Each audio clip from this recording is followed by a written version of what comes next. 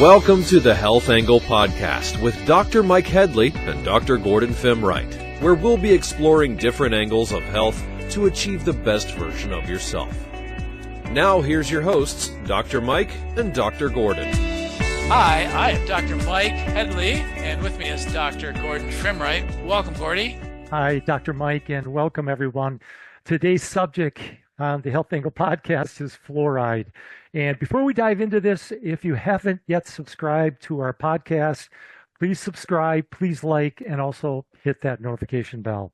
So, Dr. Mike, I know there's fluoride thing. Most of us know it from being in our water supply, dental products such as toothpaste, but also there was just last month a court order because there's a lawsuit dealing with fluoride, and we're going to dive into that. But what's your thought on this fluoride, and what do you think? From an overarching, just talking point and philosophical view, Gordy, I look at things maybe different than some, maybe exactly like you, maybe like everybody else.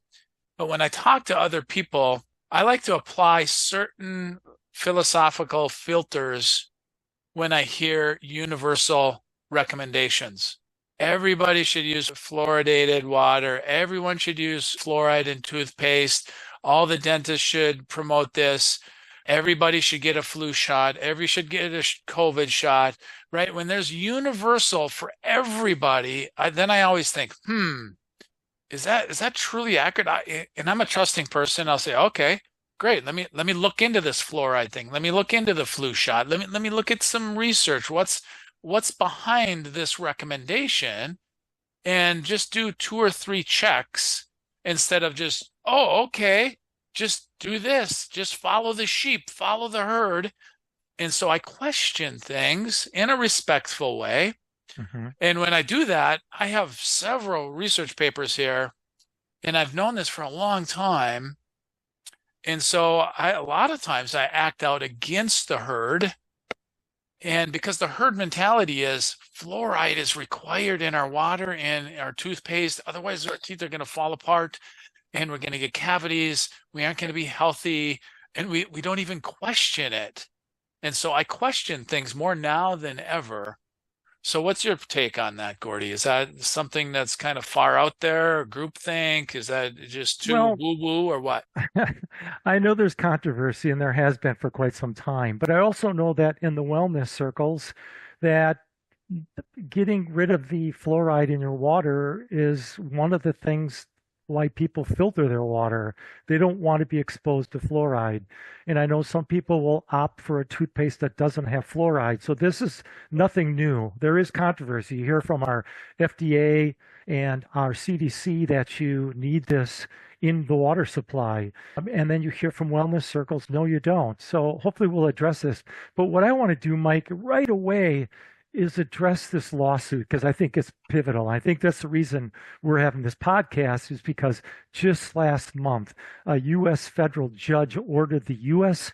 Environmental Protection Agency, that's the EPA, to further regulate fluoride in drinking water because high levels of fluoride, which could pose a risk for the intellectual development of children. The judge said, quote, "It's not certain that the amount of fluoride typically added to water is causing lower IQ in kids," but he concluded that mounting research points to an unreasonable risk that could be an issue. He ordered the EPA to start to take steps to lower that risk. So it'll be interesting to see what they actually do. So this is the first time that a federal judge has actually stepped in and made a determination, especially dealing with a neural development risk to children. So it's really quite significant. University of Florida researcher Ashley Mullen, she's a PhD, and she publishes several studies on this controversial chemical called fluoride, especially related to pregnant women. And she called last month's decision the most historical ruling in U.S. fluoridation debate that she's ever seen. People might be thinking, what is fluoride? Fluoride is a natural mineral found in rock, soil, water, and air. And while it's naturally occurring, it also can be industrially sourced to fortify dental products and also water supplies. So that's kind of what it is. So what's your thought, Dr. Mike? We've talked in the past about supplements and foods and smoothies and all of those things. And I think we've done a fairly good point on emphasizing quality and not just grabbing any protein powder. You're a big fan of organic, protein powders and organic things and less chemicals, and it's quality. We can't just blast this cheap fluoride into us. It becomes a neurotoxic because that's just that's just what the science says. More than 400 animal and human studies show fluoride is a neurotoxic substance. A 1 milligram per day increase in the fluoride a mother gets from drinking water may lower the IQ of her child by 3.7 points. Fluoride may have an adverse impact on sleep by preferentially accumulating in the pineal gland, thereby inhibiting the production of melatonin. So I think it has so many far-reaching effects, Gordy, that like, oh, you're just anti-everything and you're paranoid and you have to filter your water. Just go to a restaurant and drink city water. Quit being so picky. Well, I don't think anyone wants lower IQ kids, and I don't think anyone wants to disrupt their pineal gland inhibiting melatonin. And it's not just a chemical and a hormone in our brain. That's highly, highly anti-cancer. When we have high melatonin levels and we sleep properly, that prevents cancer. And then I just have one other thing here. The research suggests that exposure to fluoride, Gordy, during your pregnancy may lead to severe consequences of your fetus, such as behavioral problems. That's just one thing, right? That's just fluoride. What about glyphosate? What about heavy metals? What about, the other toxins and chemicals and BPA and the plastics we talked about, and then the drugs. And so this is just fluoride, right? We have to do what we can control, and we can control what's on our toothbrush. We can control what's in our glass. And so children who drank fluoridated water may have delayed cognitive development as they grow. Published studies suggest that drinking fluoridated water may result in lower IQ compared to other children who have lower exposure to fluoride. So investing in water filters, and we've talked about water filters, and what you do, you go out of your way to drink really pure, good water. I have a couple different water filters, AquaTrue, Berkey filters. I filter my water twice at my office because it's in the city limits. I'm not in the city limits where I live currently right now, but my office is in the city limits, so I filter it twice. That's great. Am I paranoid? I'm not trying to live till I'm 120. I'm not the fittest person on the world, but I'm just controlling what I can control, Gordy. Yeah, no, I think that's good. Every step helps. And when it comes to health and wellness, I think it's accumulation of doing all the small things that you can do to optimize your health potential. Going back to that case, Dr. Mike, it's really opened up a floodgate because now people are starting to question this. Should we really put fluoride in our toothpaste and in our water supply? And even headlines such as from, for example, News Nation. Here's what they said. Fluoride may not do the dental job we thought. Study. And then it says here, UK Guardian, dental health benefits of fluoride in water may have declined, study says. And then even NBC, benefits of adding fluoride to water may be waning. And then finally in Vox, it said, should we think twice about fluoride?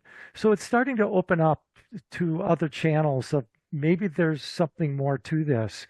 And I know you cited some studies, and these studies don't always get to mainstream media, so I think it's phenomenal. So why don't holistic dentists use fluoride? And they're unconvinced that the science merits of fluoride in preventing cavities when applied to teeth. They're not convinced of the science behind that. Fluoride itself harmful in high dosages and even as a factor on the mouth lining. It can be extremely absorbent. And we know it's really absorbable because look at all the medication you can just put in your mouth and it dissolves, and vaccines. Put it in your mouth and it dissolves. Well, fluoride, the same thing. And they say that if you get, like, for example, aluminum in your diet or even like these cans, like soda cans, that can leach off aluminum or you're exposed to it through inhaling. Well, if you have aluminum fluoride and they form together, this can be very harmful. This can be a neurochemical. This can be harmful on both the hormones as well as like a neurochemical affecting its signals. There's some other things, negative things. Arthritis, it could contribute to that. Increased risk of bone fractures, that's another one. Abdominal pain, excess saliva, nausea, and vomiting. So those are just some of the other things that can happen. Even Mercola.com, he says that excess fluoride affects the thyroid function, leading to larger thyroid glands, increasing the risk of nodules and disrupted hormone levels in children who are exposed to high dosages of fluoride. So, what do you think? Yeah, it's a bigger thing. We should just have some discussions with our friends and families and coworkers and dentists. I've never met a dentist I didn't like. They're personable like chiropractors. And if they don't know something, they usually tell me. I have people in my office that are dentists, and I go to dentists and just open the conversation if you kind of have question. But I also, when they give you the little Crest, and I'll talk about what toothpaste I use in a second, the Crest or Aquafresh and whatever, it has fluoride in it. So they still do fluoride treatments in a lot of dentist office. But the research shows prenatal fluoride exposure is associated with increased neurobehavioral problems in young children, including symptoms of autism spectrum disorder and executive dysfunction. And I know there's a lot of accusations on causes of autism and gut health and shots and a lot of heavy metals and genetics and things like that. But it's a serious thing you have to really consider, your water and other products.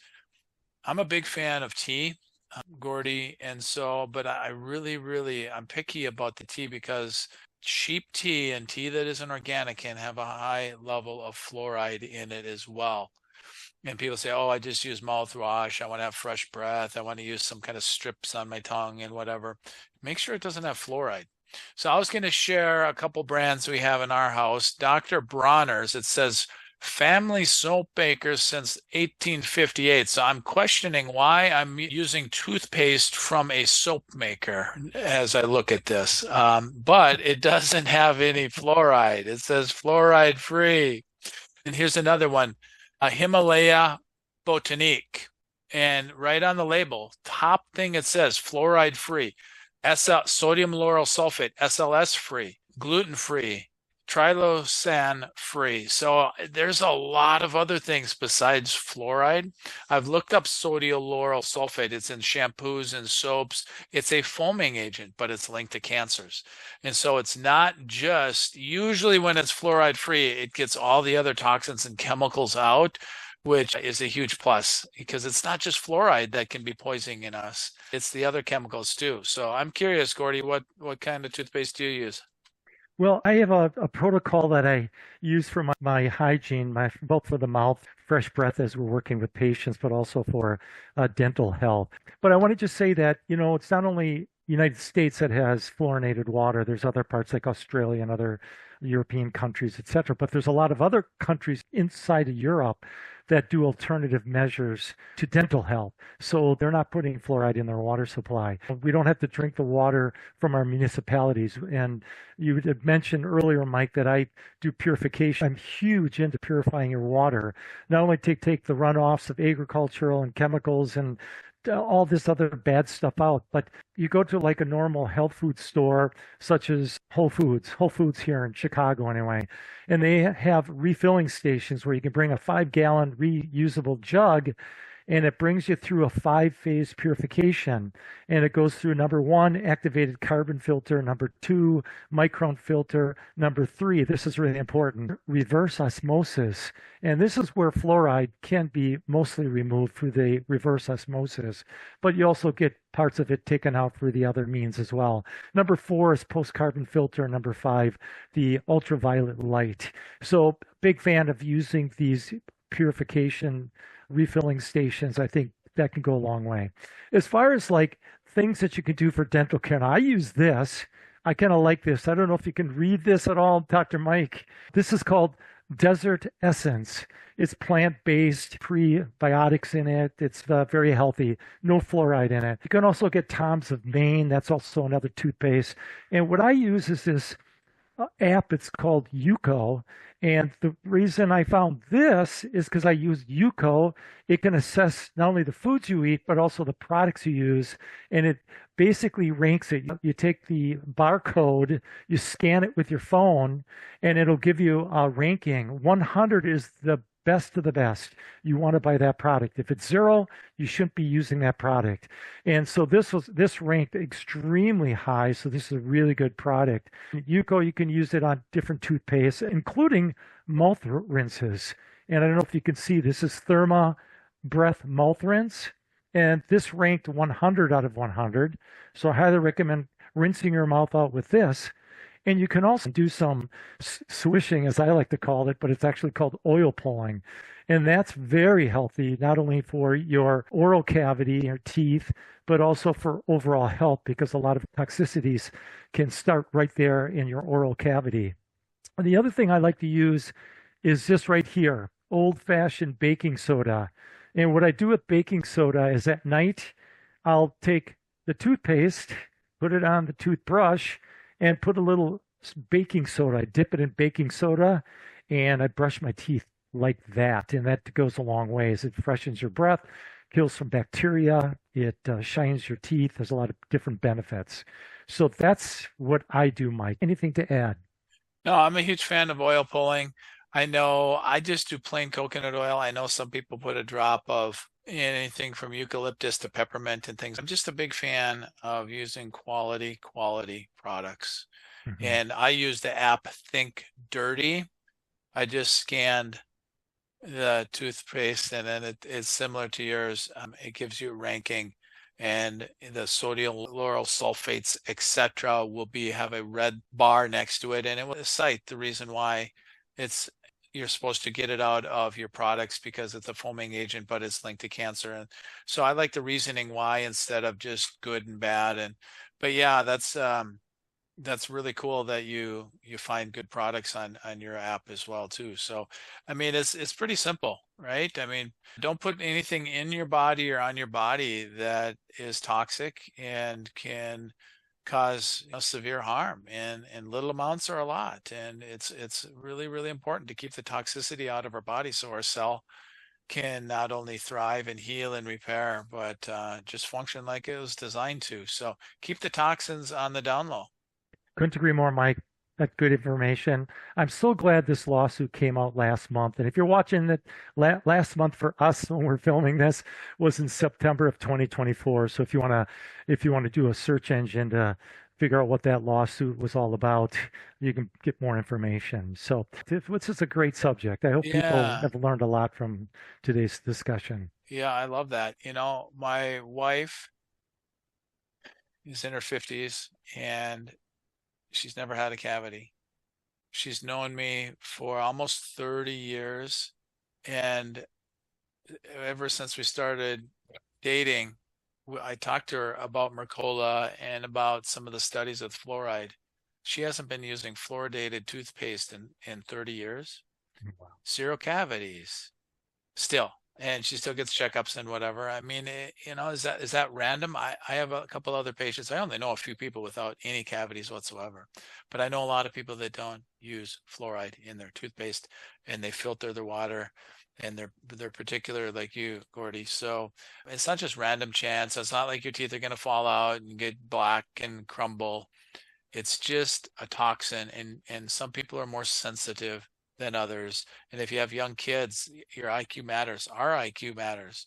And so one last thing, Gordy, is I looked up online biological dentists. There's a national association, and you can type in your city or zip code and find a biological dentist in your area, and or just ask for referrals. I'm a huge fan of dentists not using amalgam fillings, because if they don't have amalgams in their office, that's less toxic, and then there usually aren't be filling and drilling and all the vapors of the mercury fillings and the amalgams.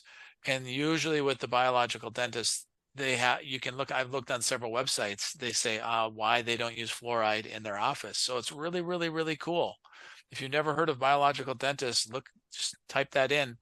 biological dentist in your city, and you'll be directed to a website and type in your zip code, and then just ask for good referrals. Gosh, it's important to have a great dentist and a great chiropractor, and really ones that have the best health interest in mind and not some company that they're repping and giving out free samples for. So with that point, this is a really, really good topic to bring up at the water cooler or in the lunchroom at your office or business and have a discussion. So what's your number one takeaway that you can share with your coworkers or colleagues and say, hey, what kind of toothpaste do you use? Does your dentist recommend fluoride or not? Do you care if your kids drink tap water with fluoride? Just have a conversation. What's your number one takeaway? And then what's your number one action step that you can take based on what Gordy or I said? Are you going to really filter your water like Gordy does and go to a Whole Foods or a co-op that has really great filtering systems? You're going to really use Yuka or Think Dirty app to scan some of the barcodes to see if it's healthy? What's your action step from today? So with that, Gordy, any last comments for you or what we want to talk about next week? Well, next week, Mike, look down below on our screen. That will be what we'll be discussing next week. If you're new to us, please subscribe, please like. We always like comments. So if you had a comment about what we talked about, we enjoy those as well. So thanks for joining us on the Health Angle podcast, and we'll see you next week. Thank you for joining us on the Health Angle podcast. Please subscribe to our channel and catch us for our next episode.